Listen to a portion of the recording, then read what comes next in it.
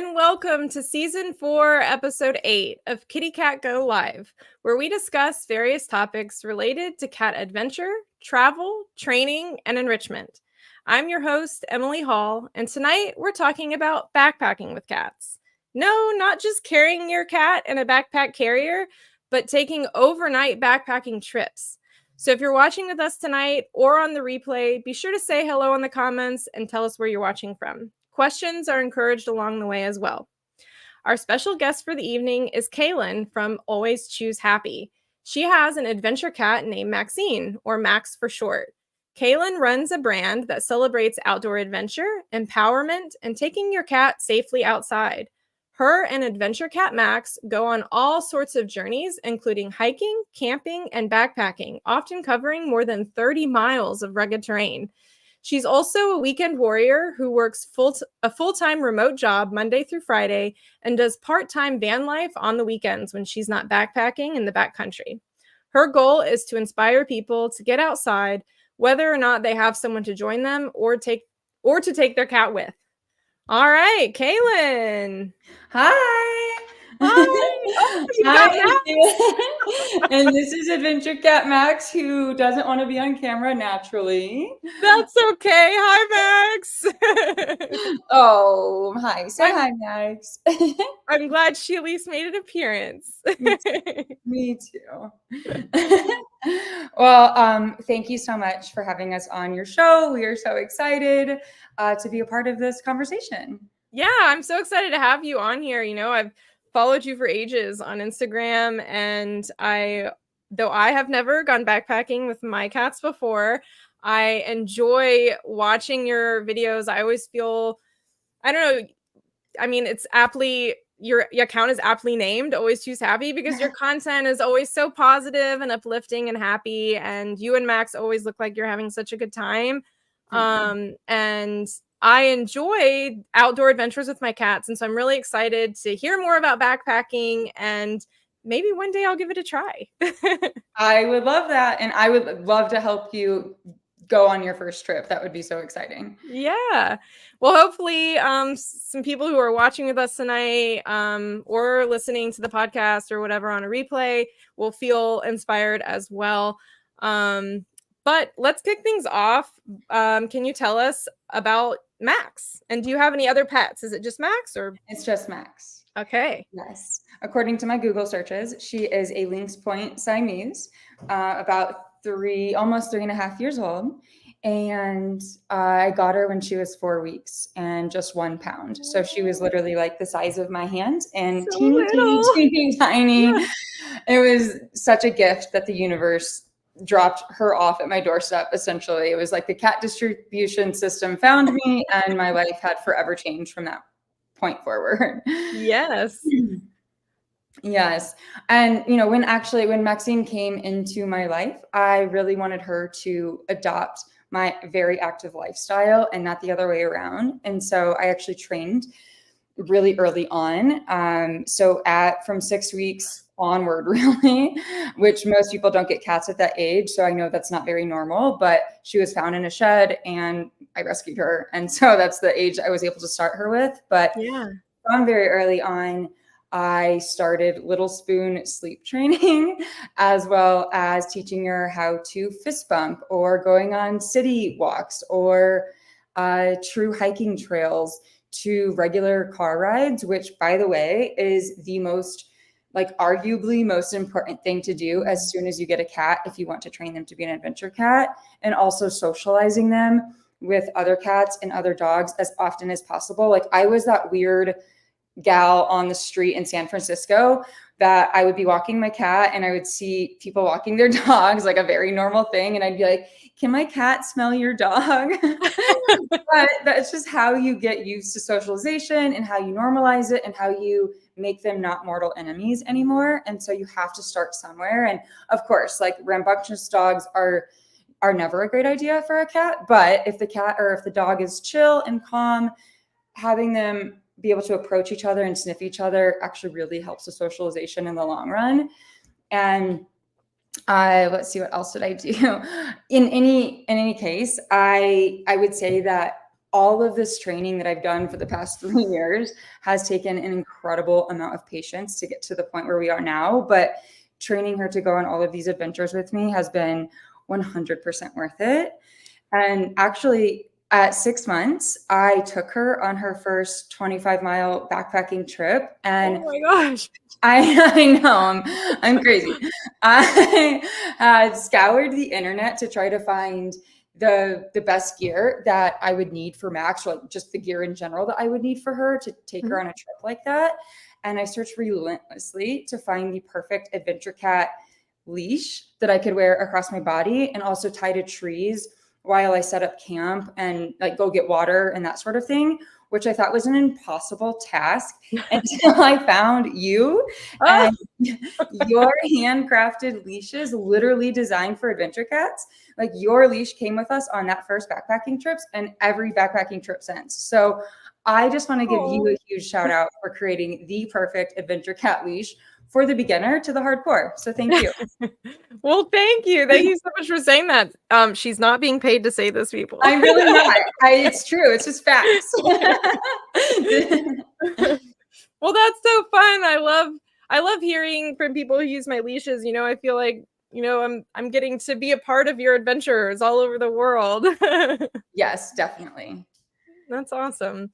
Okay, so I love everything that you said. I think I agree with it all too. You know, the socialization, the training is also important and it never stops. You know, it's always a work in progress. We're always you know, working with our cats to get them comfortable in different situations. And you and Max have, I mean, you guys are amazing, incredible. I've seen the videos of her meeting dogs and cats and stuff on the trail, and she's always just so chill about it. And I know that can be a really big obstacle for people. I know it's something that I struggle with my cat Kylo Ren. He loves to go hiking, he loves to do all these things, but when he sees strangers and dogs and stuff like that, he like clams up. And so we're, you know, it's a work in progress. We're still working on that, and you know, just keeping at it and doing the socialization and all of that, it helps so much. So yes, repetition and patience forever. Like yeah, it never ends. Just like keep doing it, because I wouldn't have gotten to the point where I am with Max if I would have stopped and gave up because she clammed up at every time she saw a dog or a human, which she did, by the way, for the first like year and a half. Every single time I would take her on a hiking trail and she would see a human, she would stop and wait until they were completely out of sight. And I'm like, we can't do this all the time. We gotta figure this out. But fast forward a couple years later, she no longer does that, and she'll like walk up right up to a dog, or sometimes she'll rub her head up against a human's leg. You know, sometimes she doesn't want to talk to the human at all, and maybe she'll clam up and jump into my backpack, and that happens too. But the more we expose them, the more we increase their confidence. And so I would just recommend to everybody that repetition and patience goes a long way. yeah, I love that, because I know, you know, I hear from people a lot when you know, I'm out with my cat, people say, oh, I tried to take my cat out once and they didn't like it, and that was it. It's like, well, you can't just try it once, you have to try it. That goes with all the things, whether you're harness training or trying to get your cat used to strangers or dogs or whatever it is that you're working on. It's not a one and done thing. It's a process. And so it's encouraging to know that, you know, you and Max struggled with that too for a while before she got comfortable. And then it finally happened. It does. Yeah. And, you know, she still gets scared on some trips, you know, and some trips are better than other trips. And it just kind of depends. But it's just the frequent reminder that cats are not dogs, and it's an entirely different experience. And to drink a lot of the patience Kool-Aid, that will help. Patience will help tremendously in the process. Yeah, absolutely. And I like how you mentioned that sometimes Max does get nervous and gets in the backpack, and when that happens, you let that happen. I think that's important to remember too, is we have to listen to our cats, you know, just like us. Some days we might be in a social mood, and some days we may feel a little, you know, not social. Right. And our cats have those days too, and it's important to let them have those days and not force it on them. Yes, exactly. Like there are some days I want to go full hermit and I don't want to see anybody at all, and I want to Yeah. stay inside and not turn on the lights, and I don't want anyone to see me or talk to me. Yeah. Cats have the same thing. And so do dogs, I'm sure. But, it's just important to watch their cues and know that we all have our days and that's okay. But again, to keep getting out there, because every experience is still going to be an experience, and it's something that you share with your cat. And ultimately it like creates a stronger bond between you two. I'm sure you've seen that by taking your cat out for 8 years, that it's just creates a stronger bond. And what cat parent doesn't want that, Yes. Yes, exactly. Yeah. Okay, well, getting into the backpacking side of things, because that's kind of you and Max's thing. Can you tell us a little bit about what is backpacking? I know people go hiking, people go camping. For those who might not be familiar with the concept of backpacking, what is the difference between those hiking, camping, backpacking? Yes, it is kind of nuanced between each. So that's a fair question. But first, let's back up, because I think that there is another category that we should mention here, which is taking your cat for a walkie. And a walkie can be anything as casual as going outside your own house, exploring the backyard, the front yard, going for a neighborhood walk around the block, or a stroll in a park. And so a walkie is so great for when your cat wants to explore or you want to help build their confidence outdoors, but you're not necessarily ready to start Googling how much food does a cat need on a through hike. But also, don't feel like you need to take your cat on big hikes or camping trips. Like if that's not your thing or your cat's thing, that's okay. Like it's okay if you want to take your cat for a walkie and that's all you're ever going to do. And by the way, you can still tell people that you have an adventure cat, even if that's all you ever do. Like that still counts. Yes. Plus, simple walkies are just such a great way to like help get your cat physically stimulated and mentally stimulated, and also can really help with those unwanted behaviors that you see indoors, like scratching furniture because they're bored. Getting them outside even a little bit really helps with that. Like ever since I have trained Max to become an adventure cat, she no longer necessarily scratches furniture. I'm sorry, someone just knocked on my door. I'm so sorry. So sorry. But she doesn't really scratch on furniture anymore, which is really great because she is physically active and stimulated by going outside no matter the trip. And so I would recommend to everybody, like, it's okay to just get outside, even if you're not doing something super hardcore. It's also just so fun to watch your cat stare at a rock or a blade of grass like it's holding the meaning of life. So Yes. That is so true. I mean, I love taking my cats hiking, but I will say like 90% of what we do is just going and walking around the backyard. And yeah. It's so fun. It's so fun. Yeah. It helps you just slow down and appreciate all that is to offer. And I think just going outside with your cat, no matter the scenario, is always going to be a good thing. So do that. Yes, absolutely. I will say, so that's walkies. So day hiking is like a level up from that, right? Like a day hike for us can usually be anywhere from like 2 to 16 miles a day. You're usually probably 16 miles. I know. I might be crazy. I don't know. But it could be anywhere in that realm, right? It could be 1 mile, who knows? But it's usually more in like a secluded nature trail, and you're probably putting in some miles. And you're probably going to be on the trail for a couple of hours, exploring the great outdoors. You're going to let your cat live its best life, and simultaneously, so are you going to be living your best life. Of course, your cat's going to be on a leash, so it's safe and contained and confined, and you're not going to lose your cat. But I will say on hiking trips or just in general, the most that my cat has ever walked in a straight line has been 2 miles. And that's usually when the sun goes down or when it's dark out. And so just want to caveat that friendly reminder, cats are not dogs. And don't expect your cat to walk a 7-mile hike by your side like a dog would. Like that's just not realistic. Your cat is going to want to climb trees, jump rocks, chase butterflies, maybe chase a lizard. My cat doesn't chase lizards, but that's very common. Just let them, because this is part of the fun for them.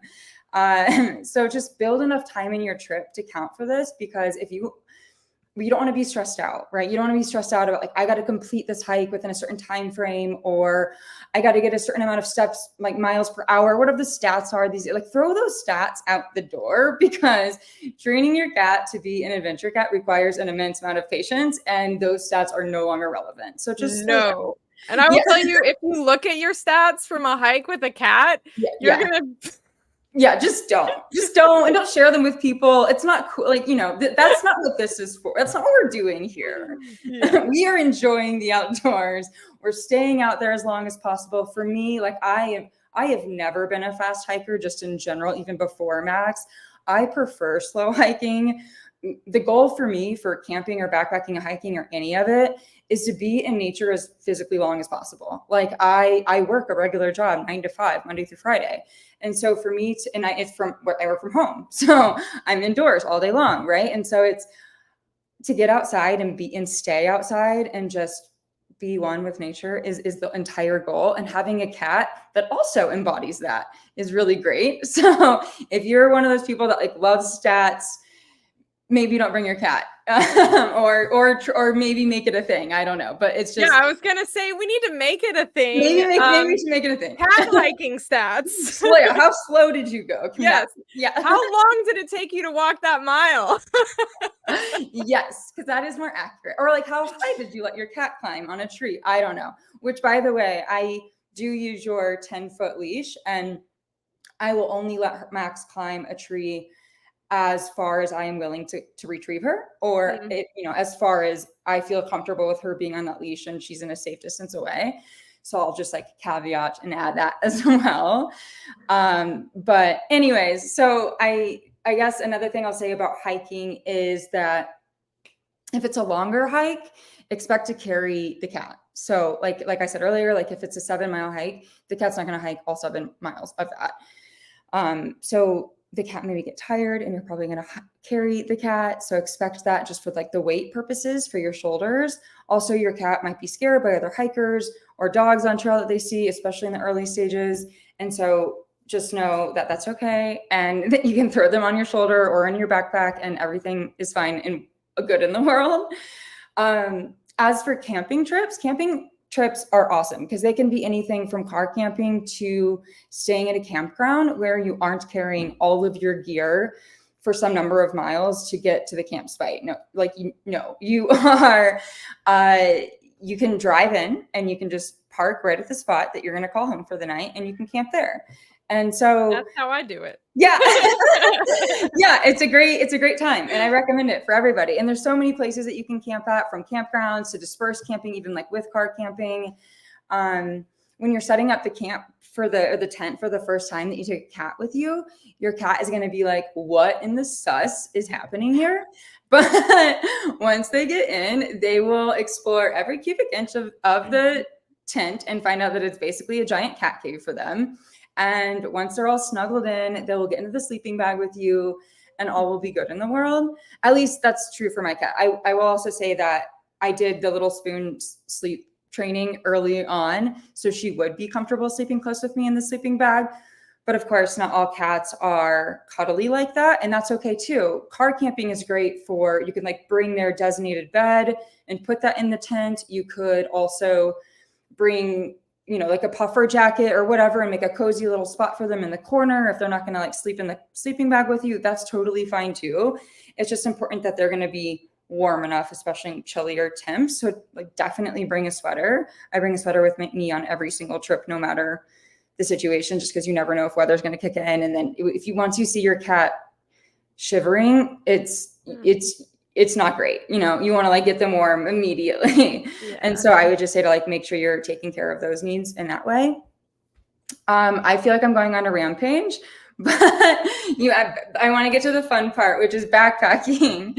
And backpacking trips are full-blown adventures where you are packing everything that you need and your cat needs for survival on your back, and you're heading deep into the backcountry. And it can be hardcore, but it is really rewarding. And you have to carry literally everything. So your tent, your sleeping bag, your sleeping pad, food, extra food for you and your cat, all of your water. You know, you have to factor in if you're going to be by your water source and when. Also your camp stove, clothes for you and your cat, a bear box, and so on. Like it's all of the things, you know, it's usually a lot of weight. You know, it can be 20 to 40 pounds depending on your scenario. And so I mean, you'll feel like a badass on trail. Am I allowed to say that? Yeah. You know, I'm not going to lie. It feels really cool. And depending on the length of your trek, don't be surprised if you're going to end up carrying your cat like 70% or more of the time. And the other thing I'll say about backpacking with a cat is these kind of trips are really important that you pack the pack the right way so that you create like a flat space at the very top of it. So your cat has a comfy place to sit on when they're not hiking. And then also ensuring that there's at least 5 inches of space at the very top of the backpack's walls so that they can be shielded from the elements or just people in general. Like they have like a little bit of a hidden spot, right? And also I would say another thing that's really important to bring is always make sure that you bring a rain cover for your backpack in the event that weather happens, because by the way, it always does in the mountains. It's inevitable. Every backpacking trip in the mountains I've ever gone on has rain, snowed, hailed, like every time. It's just inevitable. And so I would say there's 2 things that need to happen when that happens is 1, duck into the trees immediately. So, you know, if it's raining or hailing, you can kind of sit under there until the storm passes. But then also if it's lightly raining and it's not really that big of a deal, I use the rain cover to cover all my gear and also Max and protect everything in her from the elements. And she doesn't mind being in there all closed in like that. And there's enough airflow to go through there so she can breathe and she's fine. And that's like not a big deal. It's not ideal for a long period of time, but it does help solve for if it is tremendously raining, you can kind of put that in and close her in and then they don't get wet, which is nice. But anyways, I will say all of that to be said, whether you are going for a walkie or you are doing a multi-day backpacking trip, it's just remember that you are living your best life and so is your cat. So no matter the trip that you do together, just get out there. Oh, and also everyone who sees you will ask, is that a cat on a leash? Yes. And if I had a penny for every time I was asked that question, I would be a millionaire. Same. I know. The answer is yes. And also, you know, people are going to want to take a photo of your cat. Like that's so normal. And what I say to that is let them, because we want people to tell a friend to tell a friend. Like word of mouth helps us to get more cats on trail. And I don't know about you, but I'm trying to be on the right side of history. So I think we should just try to do what we can to get more cats outside.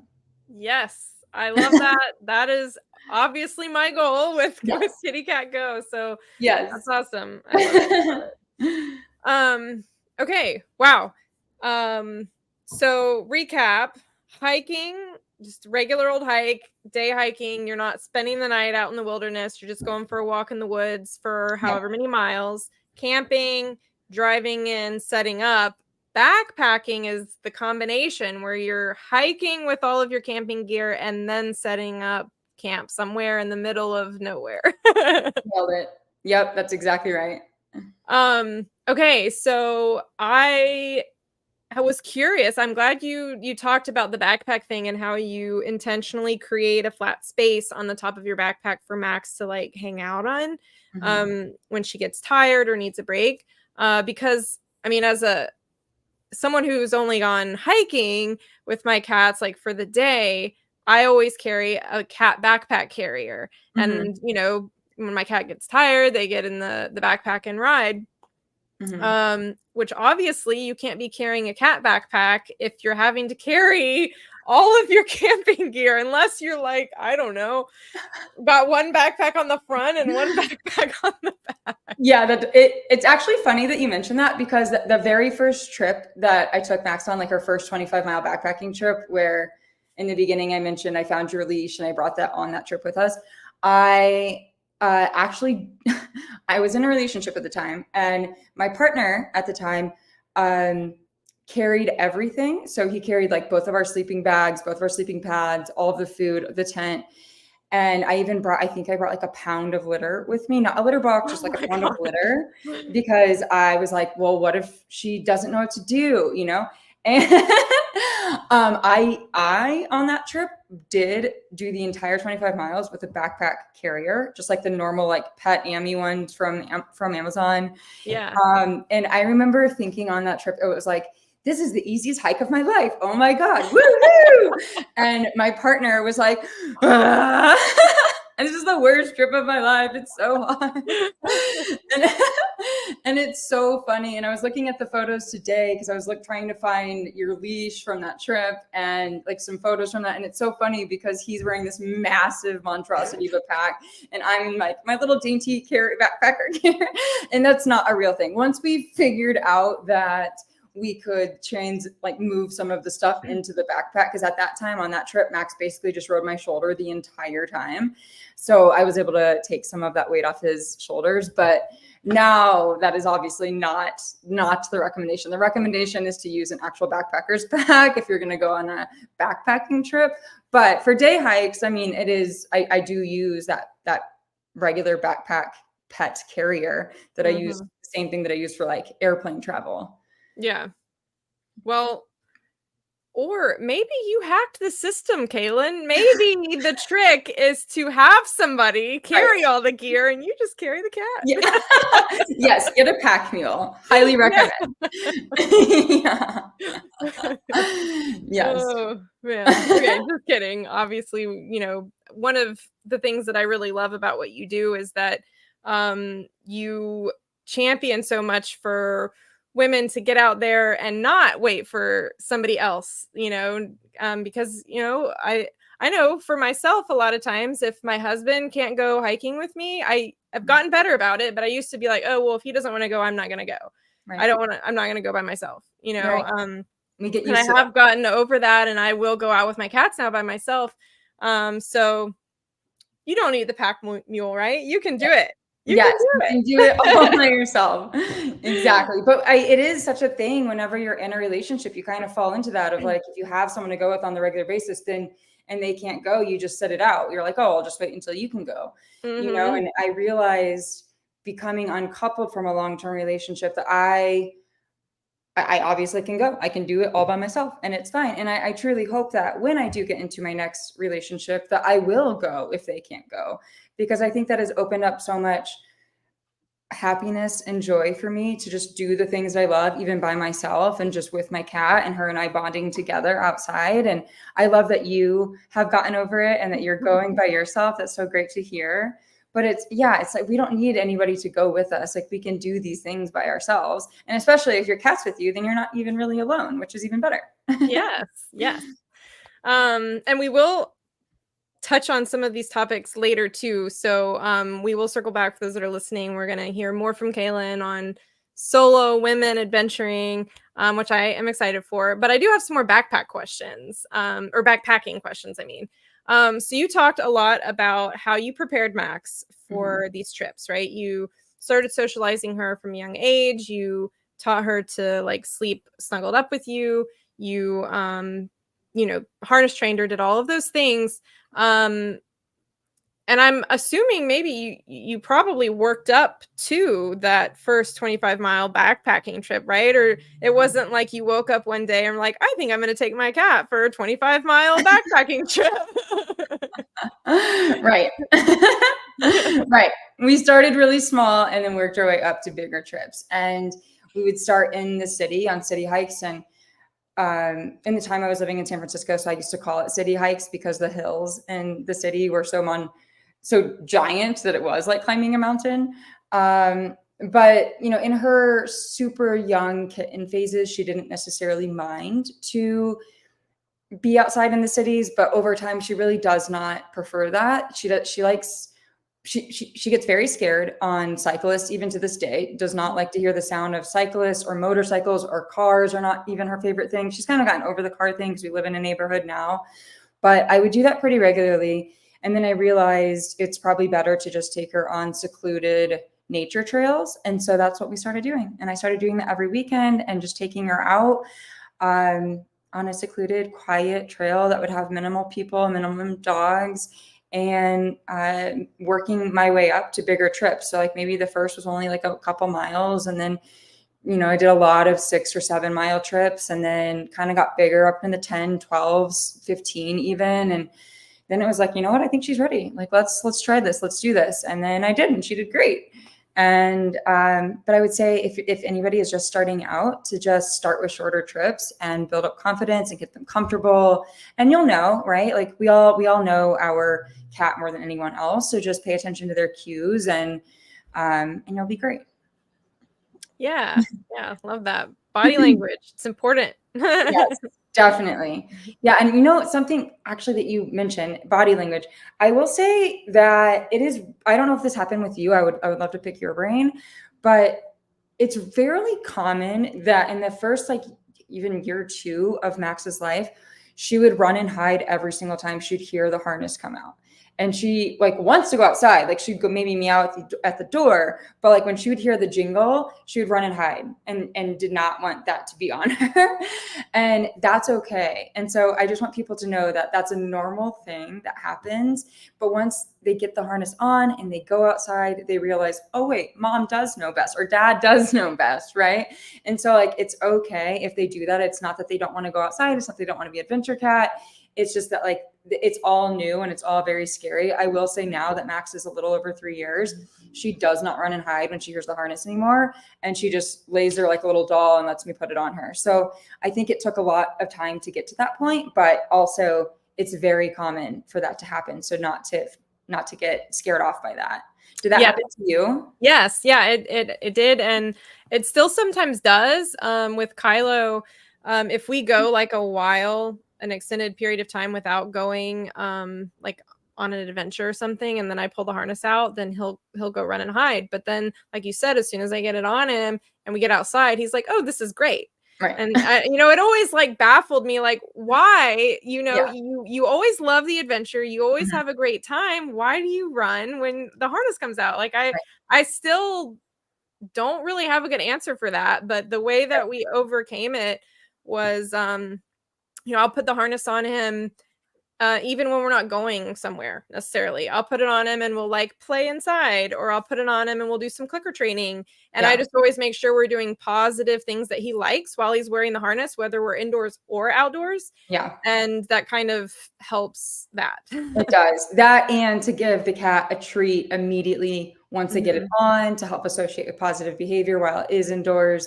I love what you said about like playing a game or doing clicker training, because that also helps to associate it more positively while they are indoors. But it does just take time for them to get comfortable. I feel like it's a lot like I have a niece, and when she was like 10 years old, a couple of years ago, when we'd go for hikes, she'd complain about it. Like, probably like most 10-year-olds, I don't know, maybe not most, but like they like complain about it, but then they get to the destination and they're like, what? This is the coolest thing ever. Oh my God, I love hiking so much. And so I just feel like cats kind of embody that like 10-year-old, where they just don't know what's best for them.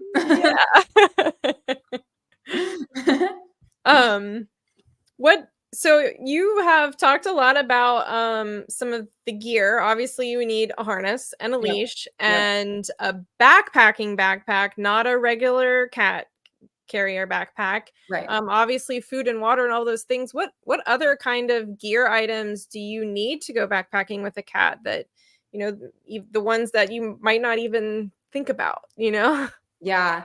Well, I do use just a regular backpack from Osprey, and I'm very jealous that they have made backpacking packs for children to sit in. I someday aspire for the world to create a similar backpack but for cats to sit in. But finding a good backpacking pack that works for you and is comfortable on your body frame, and also, like I said, to make that top flat spot so the cat can sit on, that's really important.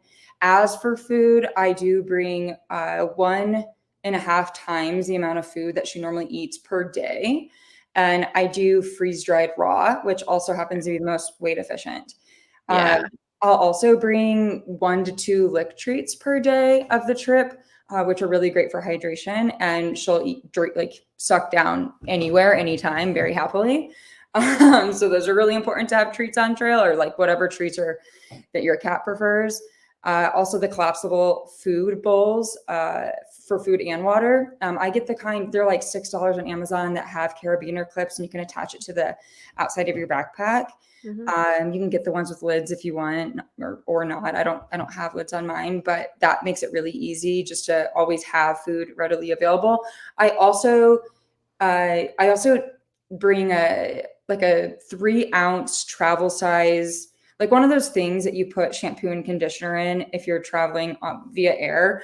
I bring one of those, and I put 3 ounces of water in it, and I use the lid to pour water into it and give Max water on the go. So that way I'm not having to pour a whole thing of water into the collapsible thing and waste any of it if she doesn't drink, because I'm sure all cat parents know, like, cats don't drink that much water. They have like maybe a couple licks. There are definitely times where my cat has been a lot thirstier than other times, and she'll drink like 3 or more of these like lids, if you will. And I just keep refilling it and keep refilling it. But it's great for on the go. I can even it's usually in my hip belt, and I can just take it right out, pour some in. And if she's right on my shoulder, I can just give her some right there. And so that's really easy. That's genius. That's a genius idea. Yeah, totally. And it's just super small, and it fits like in your pocket. Like I often keep it in, if it's not in my hip belt, it's just in one of my like legging pockets, because it's just so small. And then you're not wasting water, which is really important when you're on a backpacking trip, because it depends on how many miles it is going to be into the next water source. So you have to really conserve in that way. Other things, a sweater for sure. So we mentioned the harness, but also a sweater or a puffer, depending on how cold the temperatures are going to be in. There's also, I have 2 different sweaters for Max. One is kind of like a crop top, where it's like half of her body, and the other is a full body fleece that does cover all the way till about where her tail starts. And so just think, if you're cold and you're wearing a puffer or a hat or gloves or a fleece pullover and a puffer, like, then your cat is probably cold. And so just really consider that, and the temperatures and where you're going to be at, and make sure that you are getting them the necessary clothing that they need to stay warm as well. I cannot recommend the leash that you make enough, because a long leash is important for several reasons, and one that has D-rings on it. So one, you can secure your cat to things while you set up camp, like I mentioned earlier, or like having to go get water. So you can tie your cat to a tree and wrap it around there, and then she has like 10 feet of space to roam around that area, and is safe and locked in, and it's not going anywhere, right? So like that's really important. For me, it's really important to be hands-free while I'm backpacking. I don't want to have to carry a leash. And so just being able to throw it over my body and wear it, but then she has like 5 feet of slack if she wants to jump out of the backpack. That's really great too. And so I recommend that 10 out of 10. Again, I'm not getting paid to say this. The leash I've used, if you look at any of my Instagram posts, it's facts. And so I cannot recommend it enough. And then the final thing I'd say for bringing a cat, or for bringing items for if you're bringing your cat, is some sort of like pet first aid. And I've actually been obsessed with this brand, or this bottle called VitaStem. It is basically a magical potion in a bottle, and it solves the need for 10 different ailments all in one single tube. It is very expensive, I'm not going to lie, but it solves the need for anything. Like everything else you do not need. You just need this one bottle. Like if you get bug bites and it's itchy, solves that. If you get a open wound that's like pretty deep, it closes the wound within like 12. It's bizarre. I cannot recommend it enough. And the best part about it is that it works on humans and pets. And so it's basically, I bring that, and I bring moleskin, and I bring band-aids, and that's it. And that is my first aid kit. What is that called again? VitaStem. VitaStem. Okay. Yeah. It's like I said, it's not cheap, but it's worth it. Like it solves the need for everything, and it is magic in a tube. It doesn't smell great, but doesn't matter because it's magical in a tube, and I cannot recommend it enough. Yeah, and it works on humans awesome. and cats and animals. So like even on your dog, which is a really cool thing, because if you're in the backcountry and something happens, if they get a bite or if they cut themselves, Max often will cut herself on her head or her ears because she likes to rub her face as hard as physically possible on very sharp sticks. Oh, sure. Yeah, it's very normal. And she might like do it so hard where she might bleed. And so you can just put a little dab of that on and then it just stops it and it's fine. Like it closes the wound and all is well in the world. That's Uh, awesome. yeah. Vitastem. Vitastem. Look it Yes. up. Definitely.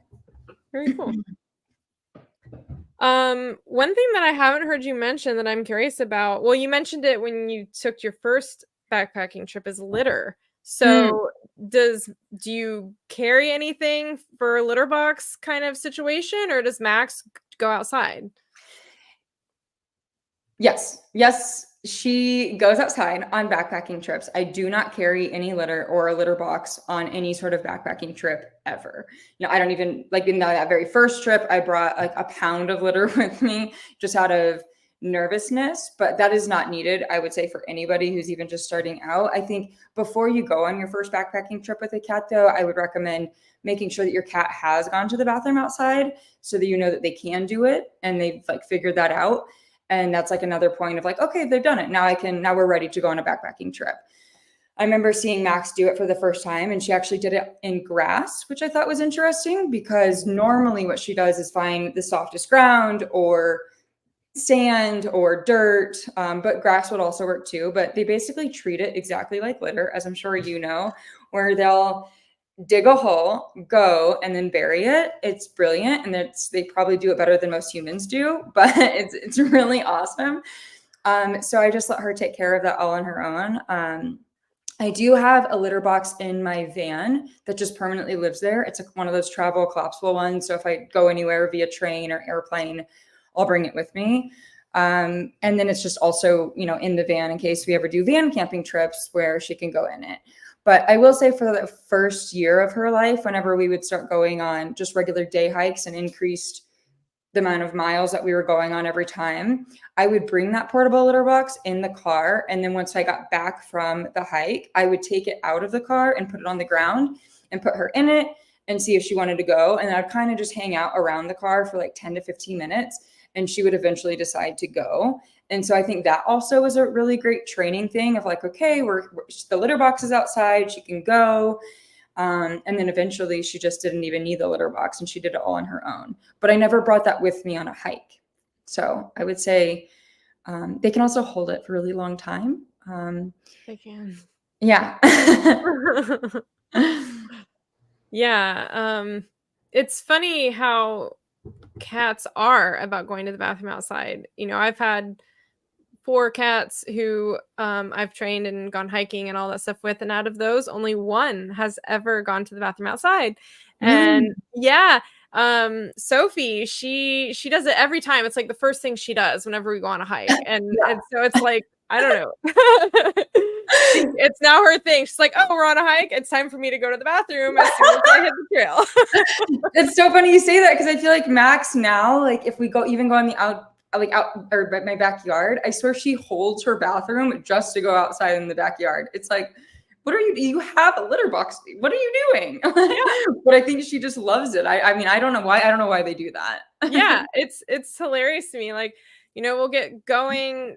We always usually start in the backpack to make sure that they're comfortable in the situation before we put them down on the ground. And like 10 steps onto the trail, she starts crying. I'm like, that's her bathroom cry. Yep. And we just started.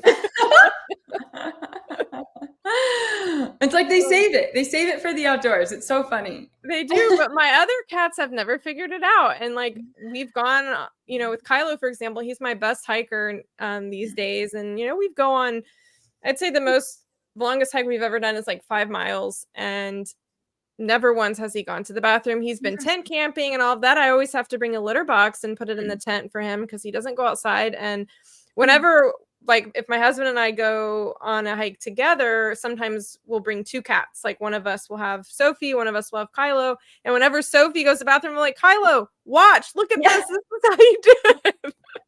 But he's never done it. I'm like, interesting. Come on. That's so funny. I wonder what it is, I don't know.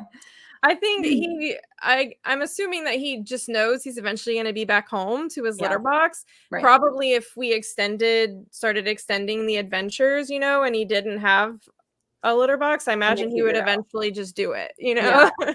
There are times where like this has happened even recently on some of my recent big backpacking trips where Max will sniff and dig dirt several times until she finds the perfect spot to go in. Yes. And so she'll like maybe sniff and maybe even like dig a little bit, and then maybe a sound will happen, and then she'll be like, okay, I can't go here. And then so she'll like walk to the next spot, and then she'll smell, and then she'll dig, and then like is not good enough either. And then she'll keep doing this. But if like I find a pretty good spot, like this happened on my recent trip in Wyoming, I will be like, no, Max, this is a great dirt spot. So I'll get a stick or I'll use my hands and I'll be like, look, you can dig. And I'll like kind of dig it out like she would. And then she'll come over and be like, oh, I can dig. And then she does, which has been really helpful. So I'm like, look, you can do it. This is the right spot for you. Yeah, so that's a good idea. Yeah. Showing them how to do it. Yeah. I'm like, this is what we're doing, you know? That's funny. Sophie can be like that too. She'll do her little like cry that I know.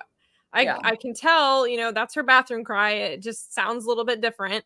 And I'll put her on the ground and, you know, she'll do that. She'll dig. And then she's like, nope, not here. I'm like, come on. I know. Like, what is the criteria for you? What do you need? How can I help you? I wish they could tell us. I do too. Me too. Oh man. So you said your first backpacking trip with Max was, what was it, 25 miles? Mm-hmm. What's the longest you guys have done? Yeah, great question. I think it's 35 miles, which was last August actually in Utah. Last summer was about 35 miles, and she's gone on a dozen or more 25 to 30-ish mile backpacking trips in the last 3 years, and a gazillion day hiking trips.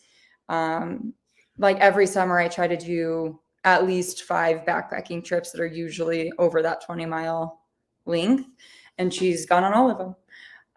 So that's been kind of fun. How many days is that? Like, are you're not hiking all of that in one day, or is that all in one day? And no, it's usually like a weekend. Like the 35-mile trip, I think I started on a Friday and then I ended on a Sunday. So it's usually 2 nights, 3 days. Okay, so you like hike a little bit, set up camp, spend the night, next day pack it up, do it again, and go a little bit further. Yep. And like my favorite is doing loop trips, so like where it's a full loop. So one of my favorite backpacking trips ever is the 4-pass loop in Aspen, which is like so majestic and magical, and I recommend everyone to do it. You have to have a permit to do it, but and you can bring pets as of now. And so I did it last year with my best friend and her dog, and me and my cat, and it's awesome because it's right behind the Maroon Bells, and it's a full loop that you can do in either direction, and it's anywhere between like 25 to 30 miles, depending on where you camp at and, you know, where you set up and what water sources you go to and that sort of thing. But that's the best because then it's just always new mountains. It's always new views. Every corner that you go on is an entirely new experience. You're not backtracking at all. So like, that's my favorite thing to do. That's also what we just completed a couple of weeks ago. We did the Cirque of the Towers in Wyoming, which was about a 25-mile loop backpacking trip. So all of the views just kept viewing and getting better every single corner, every single summit, and it was amazing. Also recommend going there as well. That's awesome. I am jealous. I mean, I live in Georgia, and I mean, we have some mountains and stuff in the north part of the state, and you know, we have some great hiking trails locally too. But my husband and I took a trip out to Arizona a few years ago, and unfortunately didn't have any pets with us, but the hiking out west is just so amazing. Yeah.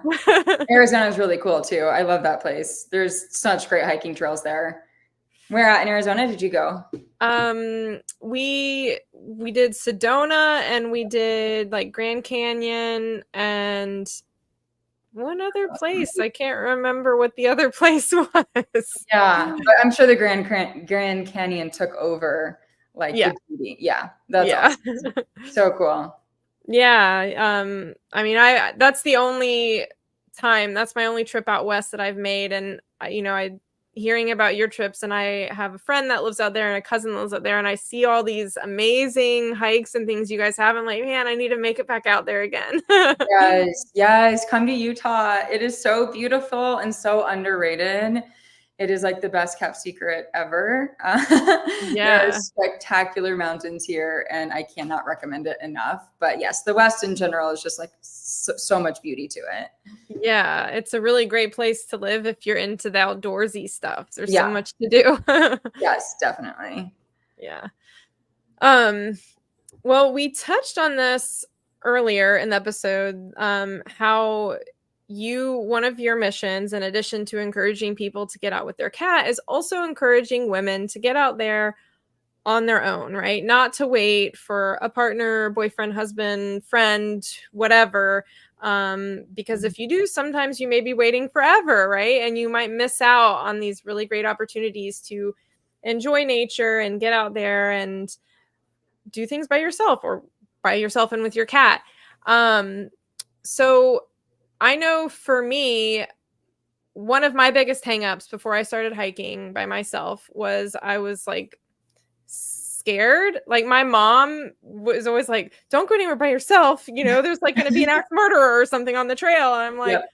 I mean, you do hear those stories of bad things happening to people on a hiking trail or running or whatever, but I mean, it's very rare. Right. How did you get over like the fear, or maybe you didn't have the fear? I don't know. Did you have that? Yes, I will say a couple of things here. One, I was in a long-term relationship where we did everything together, like all of the outdoor hobbies. We went backpacking on a regular basis. We went hiking on a regular basis. We had converted our SUV with a bed in the back. And so we did that regularly. And so whenever I became uncoupled and started a whole new life on my own and moved to a new state by myself, I decided I am not, just because I have nobody to go with me, I am not going to stop doing the things that I love doing. And I love backpacking more than I love anything in this world. Skiing is a very close second, but I love backpacking so much. And I'm like, I have done it so many times. I've done it with a person. And if I can do it with them, I can do it by myself. Like I am not going to not do it just because there's no one to go with me. And so I just decided that. And my parents hated it. My mom especially was not thrilled. But I was like, Mom, I need this for me. I have to do this for me because this is part of my healing process. And it's also part of discovering who I am as a solo female out in the world doing things, and it's been so great for my healing journey. So that's like the first thing I'll say. The second thing is that I firmly believe that if you can choose your thoughts, and you can literally change your entire reality. And so going on solo backpacking trips is the best place to practice that, because if you let fear-based thoughts take over, you will have a miserable experience. But if instead you can breathe and focus on choosing your thoughts, you're going to have an entirely different experience. For example, you might lay in the tent and think every single blow, every single tent flap, every single tree branch crack, every whatever you hear is like the scariest thing in the entire world. Or you can change your perspective and you can change your thoughts, and you can listen to the wind blow, and you can listen to when the leaves flap in the trees. You can hear the birds chirping, you can hear the animals, and become one with nature. And so I would say that mindset is everything. And we really do have the power to shape our own reality. And being outdoors and going on solo missions is the best place to practice that, because it is a skill.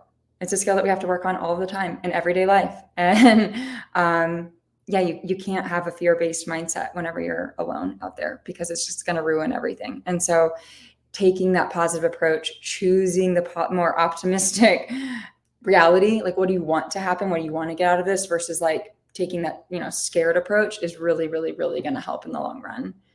Yeah. And I know in my experience, it takes practice, just like anything else. Like I remember the first couple times I went hiking by myself, every time, like I purposely, like you said, you'd like to take Max on like more secluded hiking spots. And I do the same thing. You know, Kylo, my little hiking buddy, will go to hiking trails where we're hopefully not going to see anybody, right? And Yeah. but then, I do see someone coming down the trail, and I'm like preparing myself like to like fight, I'm gonna fight this person. Yes.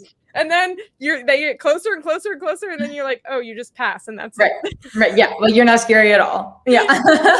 Like, your mind is the scariest thing, Yeah. Yeah. And the more that happened, the more I realized, like, oh my gosh, you're being ridiculous. Like, every person I pass is just like, hi, how are you? Oh, you have a cat. Wow. Okay, great. And then, we just go on our separate ways. And Yeah. it's like, oh my gosh, come on. Like, right. We psych ourselves out and we make up stories in our head. And this is not even just true for going on solo hiking trips. This isn't true even in like relationships or dating or, with your family. People like make assumptions or they make up stories.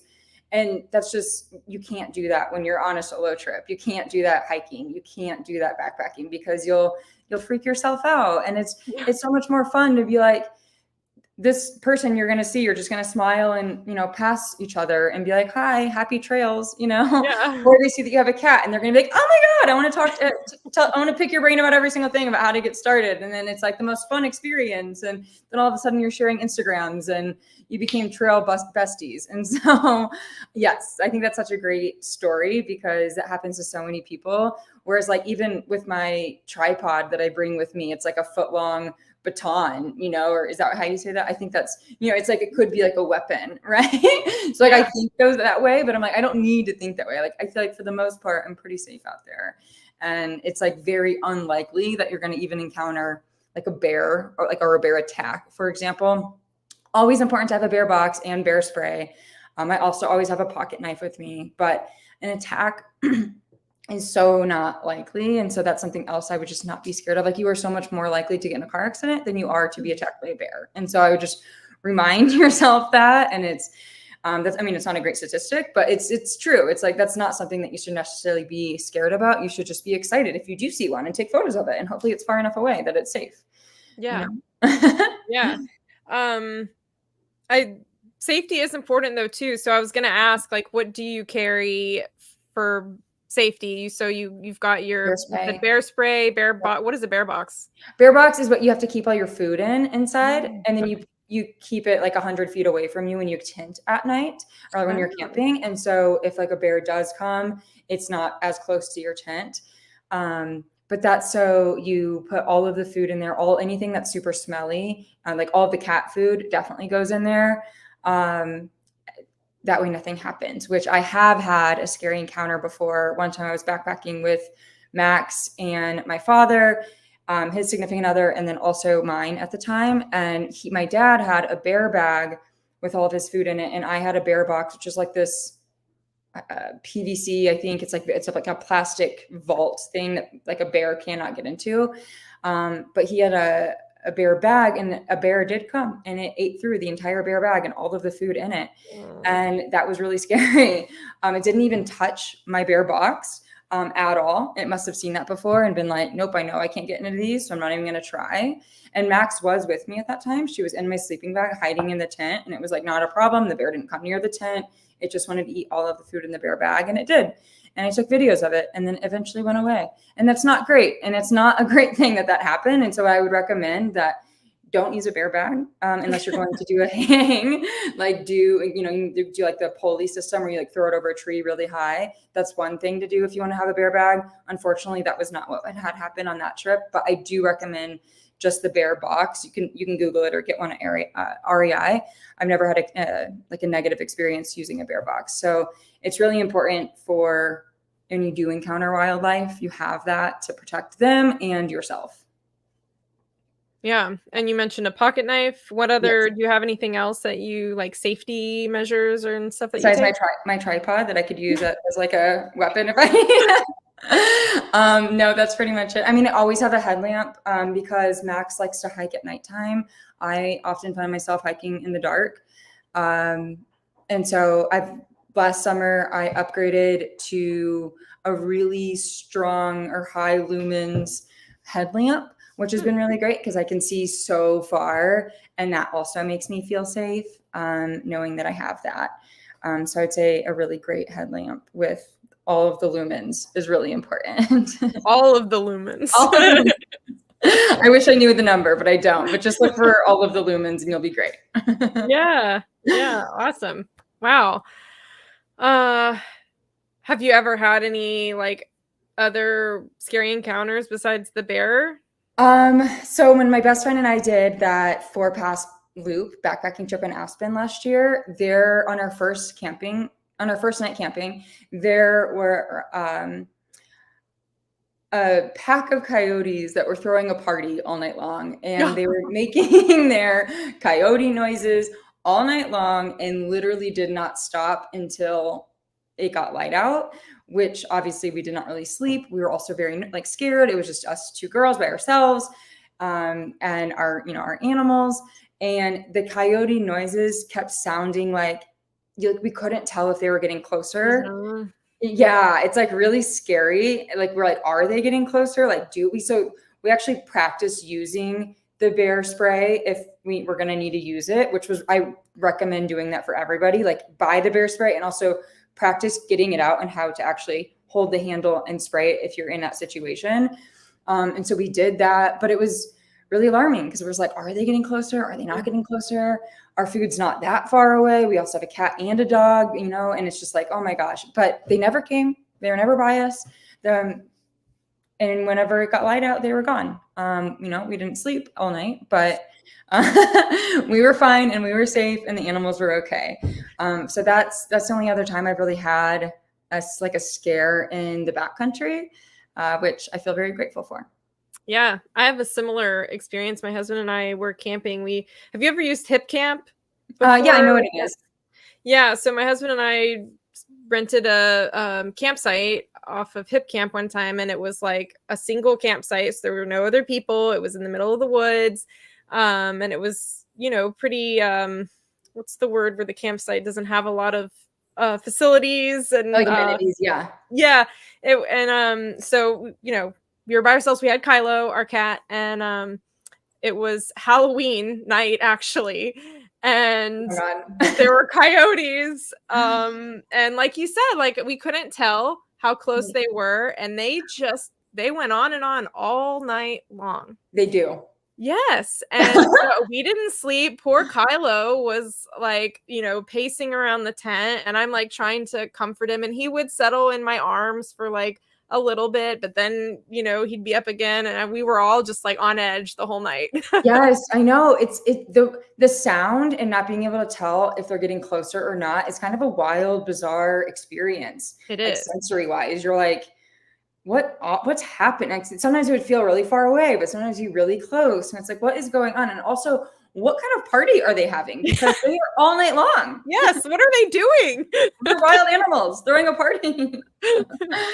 Oh, so crazy. Yeah. But I'm glad you were safe. Yeah. Coyotes, man. They're something. Oh man. Well, Kaylin, this has been amazing. I am feeling excited to, I don't know, get out there and do more things by myself with Kylo, even just a day hike, and maybe one day I will be brave enough to try a backpacking trip. Or even start with like a camping trip, and go to like a campground and try that out and see if you feel safe and if you feel comfortable doing that with just your cat. That could be a really great entry point, because you've gone camping before several times. You could even go, I 1,000,000% recommend going to a familiar campground that you've already camped at, that way you're already familiar with the layout, the lands. You're like, okay, I've been here before. I'm just doing it by myself. So like, that's a really great place to start. Yeah. And that makes me think of like a piece of advice for everybody who might be doing that is to, if you are going to go by yourself, or even if you're not going by yourself, practice using your gear and setting it up before you get out there. Cause I was just thinking in my head, like if I went camping by myself, I'm used to having my husband help with the tent. We do this together. Could I do it by myself? I don't know. Yeah. I have to practice. Yes. You can practice in your backyard or in your living room, but also you would be surprised with like how much more capable you are than you realize, and how much stronger you are than you realize, and how braver you are than you even know. And so trust yourself that you can do hard things. Yeah. Love that. So positive, encouraging, and definitely if you guys don't already follow Kaylin and Max, please go do it. On Instagram, always choose happy. Kaylin always has just fun, encouraging, funny videos. You know, you cover the gamut of all the positive things, with whether it's getting out there as a solo female, taking your cat out, hiking, backpacking, camping, all the things. Whether or not you have aspirations of hiking and camping, her account is still fun to watch either way. So give Thank her a you. follow. And I'm always more than happy to answer any questions and provide tips based on my own experience with training Max to go everywhere with me. So if you're ready to get started or to prepare your cat for adventures or take your cat on any sort of adventure, no matter how small or how big, like feel free to DM me. I answer all of my DMs on a regular basis. So I'm happy to help you. Yeah, that's awesome. Do you have any like final tips or advice for anybody on any of the things we've talked about tonight? Well, I just want to say thank you so much for having me on your show. It means so much to be able just to share my story, my experience, and help other people to get outside with their cat and get outside in general, whether or not they have anybody to go with. And so I hope that together, like you have already been doing this for so many years, and I'm so excited that I have gotten to meet you. But I hope, together that all of us can really just forge this legacy of positive change and change behavior and get more cats on trail. And I say this often on my own Instagram, but I really do believe that together, all of us are really changing the world one human and one cat at a time. And so I just encourage everybody to take their cat outside if they want to. And it doesn't matter how big or how small the trip, you can do it. And there are so many people and resources to help you. The adventure cat community on Instagram or just, online is so positive and encouraging and helpful. And there's a million people that can help you on your journey. So I hope to see you out there. Yes, absolutely. Thank you so much, Kaylin. This has been awesome. And thank you to everyone who watched and hung out with us tonight. You guys are awesome too. And wish you all the best. Happy adventuring, everybody.